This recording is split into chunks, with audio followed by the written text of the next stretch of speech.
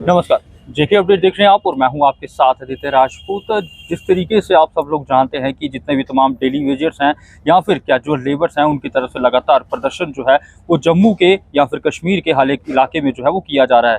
तो इसी के साथ हमारे साथ जुड़ चुके हैं all Jammu and Kashmir daily wagers संघर्ष समिति के प्रेसिडेंट है सन्नीकांत चिब जी। इनसे हम बात करते हैं। सनी जी, कहाँ तक पहुंचा आपका प्रदर्शन और क्या डेवलपमेंट आई है इस प्रदर्शन में? क्या सरकार की तरफ से कोई एक्शन लिया गया? देखिए, सबसे पहले तो आपको मैं धन्यवाद करना चाहता हूं। जैसे ऑल दिल्ली जम्मू कश्मीर संघर्ष समिति का हमारे हर डिस्ट्रिक्ट, हर तहसील के अंदर जो प्रदर्शन, धरना या रैली के रूप में है, वो शायद तमाम मीडिया कर्मी, मेरे भाई बंधु देख रहे होंगे। और लोगों के अंदर जिस तरीके के रुझान या जिस तरीके के अंदर उत्साह है कि हमें अब अपना हक लेना है।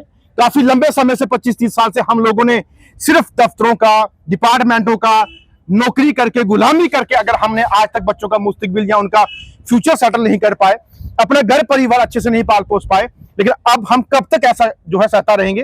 लेकिन अब जब हमने काम शुरू हटा रखी है तो खासकर ज्यादातर हमारे एजुकेशन डिपार्टमेंट के टीचर हो, जेडी हो, सीओ, उनको इतनी तकलीफ हो रही है कि हम इन बंधुआ मजदूर को आगे भी ऐसे रखे, बंधुआ मजदूर बना के, ऐसे ही गुलाम रखे बना के।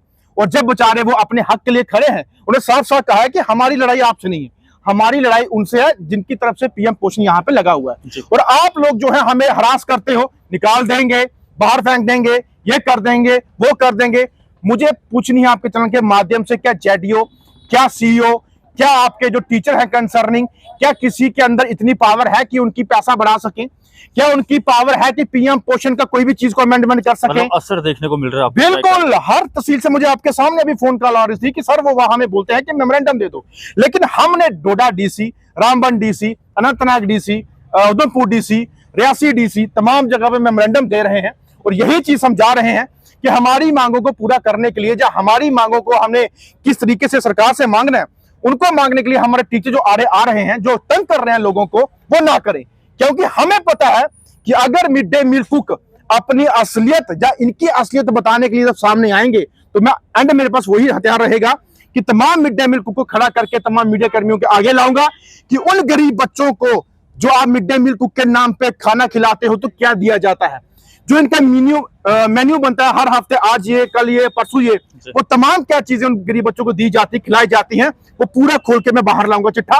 और उसके बाद कितना राशन उनको आता है और कितना राशन बच्चों को दिया जाता है और कितने बच्चों का जो डाटा है वो डबल करके आगे भेजा जाता है और कितना राशन वहां से मंगवाया जाता है। नेशनल कॉन्फ्रेंस की सरकार है, गवर्नर राज भी है, तो क्या उन्होंने इंटरवीन किया आपके इस मुद्दे पे?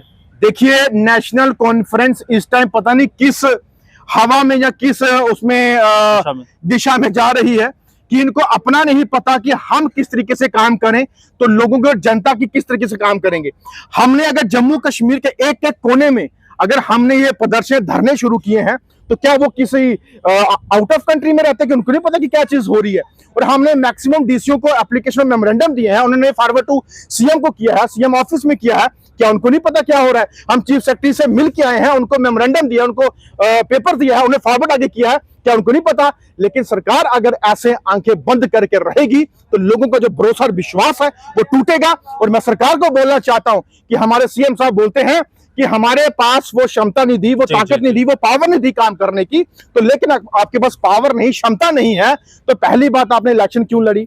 आपने पहले स्टेटहुड को वापस लेना था। आपको पता है कि स्टेट की पावर कैसी है, यूटी की पावर कैसी है। फिर उसके बाद आपने इलेक्शन लड़नी थी और उसके बाद अगर आपने इलेक्शन लड़ी लेकिन फिर भी अगर आपको वो ताकत या पावर नहीं मिली, कम से कम जो लोग आज रोडों पे हैं, हम संगठन चला रहे हैं, लोगों के साथ चल रहे हैं, तो आपको कम से कम हमारे साथ आना चाहिए, हमारी बात सुननी चाहिए और हमारी बात सुन के सेंटर में हमारे साथ चलना चाहिए कि हमारे लोगों की डिमांड है। जब आप अपने राग अपना रहे हो, आपकी अपनी गाड़ियां सैंक्शन करवाने के लिए सारा कुछ बन जाता है, एमएलए को नई गाड़ियां मिल गई, कोठियां आपकी नहीं बन गई, रिपेयरिंग हो गई, सब सिस्टम आपका हो गया, असेंबली के अंदर आपको 5 लाख का जो है सैलरी चाहिए, वो डिमांडें आपकी उठ गई, लेकिन वो गरीब का है जो आज सफर कर रहा है, वो गरीब का क्यों वो बेचारा इसकी परेशानी झूलता रहे? वोट इन्होंने दिए गरीबों ने, सरकारें इनकी बन गई, सरकारें बना के ये अपनी कोठियों के अंदर है, तो लोग आज फिर रोड आपने कहा आपके प्रदर्शन का असर जो है वो देखने को मिल रहा है। बिल्कुल। क्या ये प्रदर्शन ऐसे ही कंटिन्यू चलेगा या फिर इस पर रोकथाम लगेगी? नहीं, देखो, हमने पहले से ऐलान किया हो कि जब तक हमें कोई लिखित में नहीं दिया जाएगा तब तक इस प्रदर्शन को नहीं रोका जाएगा।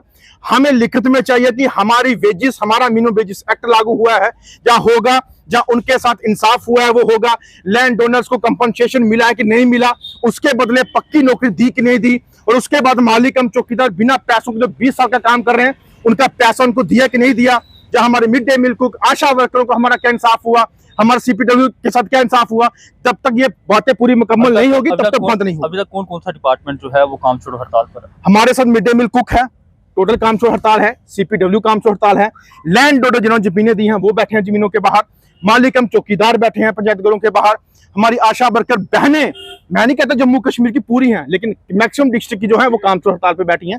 और उसके बाद हमारी जो मालिक हम चौकीदार हैं वो भी पंचायत घरों के पास बैठे। तो आपको लगता है कि इस प्रदर्शन के बाद जो है कहने की सरकार की या फिर गवर्नर साहब की आंखें खुलेंगी?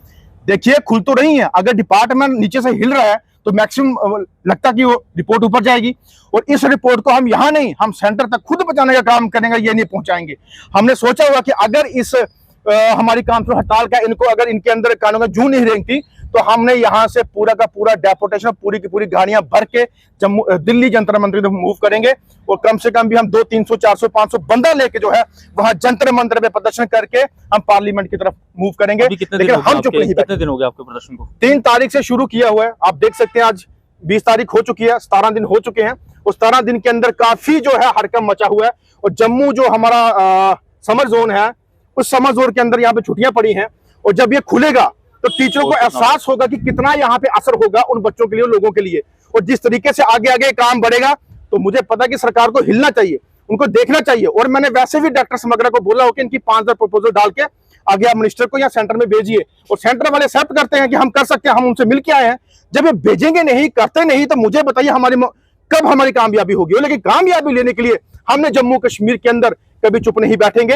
हमारी मीटिंग, धरने, प्रदर्शन हर जगह, हर एरिया में जो है वो होने जा रहे हैं। कल भी होंगे, परसों भी होंगे, मंडे को भी होंगे, ट्यूसडे को भी होंगे, हर दिन जो है वो चले जा रहे हैं। और हम लोगों का हक दिला के रहेंगे, पीछे नहीं हटेंगे। संघर्ष समिति जब से मतलब कि हमने जम्मू कश्मीर के अंदर ऐलान किया है और संघर्ष के साथ रहेंगे, और ये संघर्ष तब तक नहीं रुकेगा जब तक हमारी मांगों को पूरा नहीं किया जाएगा। और किसी भी टीचर को मैं बोलना चाहता हूं कि आप क्या बच्चों को पढ़ाते हो, क्या खिलाते हो, क्या देते हो, उसका डाटा भी आपको देना पड़ेगा। और सबसे बड़ी बात बोलना चाहता हूं कि सरकारी स्कूल के अंदर हम ये भी रेजुलेशन पास करवाने की बात करेंगे कि टीचरों के बच्चे वहां पे पढ़ने चाहिए, जिससे वो गरीब पढ़ने वाला बच्चा वहां पे होता है, उसकी पढ़ाई भी, उसकी तालीम भी अच्छे बराबर हो सके। क्योंकि टीचर वहां पे लटर मस्ती करते हैं, बच्चों को पढ़ाते नहीं है ढंग से, और कई बार स्कूल में जाते नहीं है, और जब जाते हैं तो वहां पे बच्चों को अनदेखा कर कहीं और काम लगाते हैं, कहीं काम लगाते हैं। और हम इस रेजुलेशन की बात जरूर करेंगे, सेंटर में भी डालेंगे कि टीचर का बच्चा उस सरकारी स्कूल में पढ़ना चाहिए।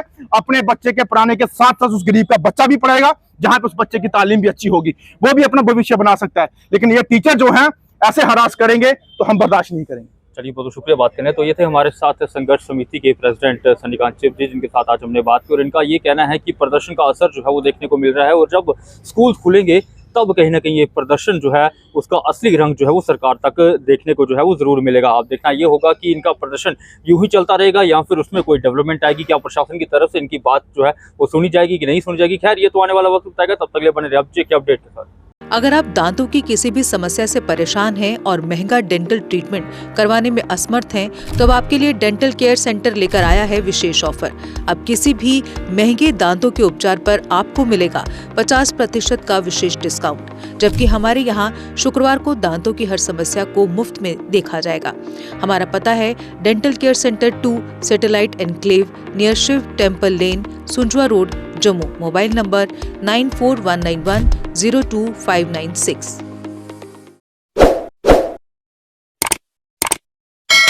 जम्मू कश्मीर की खबरों के लिए जुड़े रहिए जीके अपडेट के साथ।